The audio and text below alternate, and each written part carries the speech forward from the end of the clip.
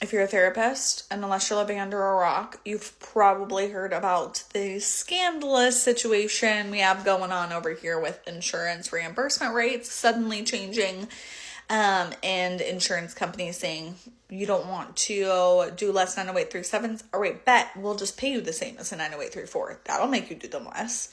And so if you're on the Facebook groups, there's a lot of fear mongering and a lot of people just like making like really rash decisions, and I kind of wanted to talk through a couple of them. One was like dropping insurance altogether. Sure, you can absolutely do that. You can go out of network.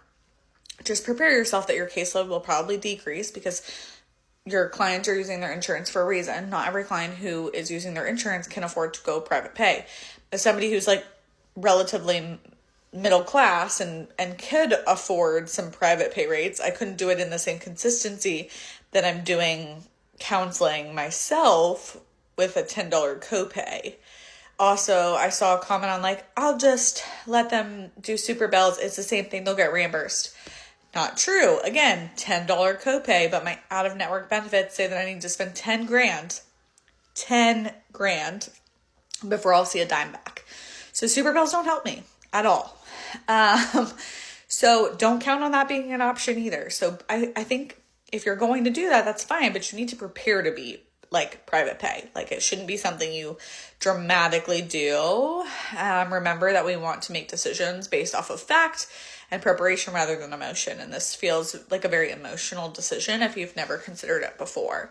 The other thing that I see a lot of comments are like, I'm just going to get independently credentialed. Yes, you could absolutely do that. As somebody who's also independently credentialed, my rates all suck. So with the exception of one panel, they are all less. So if you're doing this because you want to make more money or you want to like not suffer the reduced rates that we're going to experience come July, you're in for a rude awakening.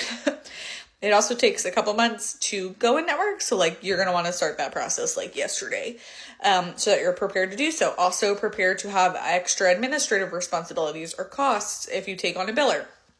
I plan to do a video on what it would cost me if I did switch to doing a biller, just so you're kind of well informed on why I still choose to use the platform, as well as some of the other options I've considered as well, which is switching clients to Headway, especially since all my referrals have pretty much died out.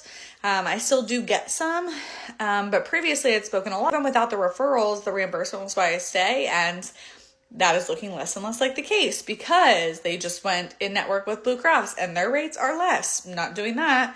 Now they're reducing all, not doing that. So at this point, it's only UHC. Does it still justify the cost? I don't know about that. To make like 10 extra bucks. So I think we need to do some math. So stay tuned for those videos.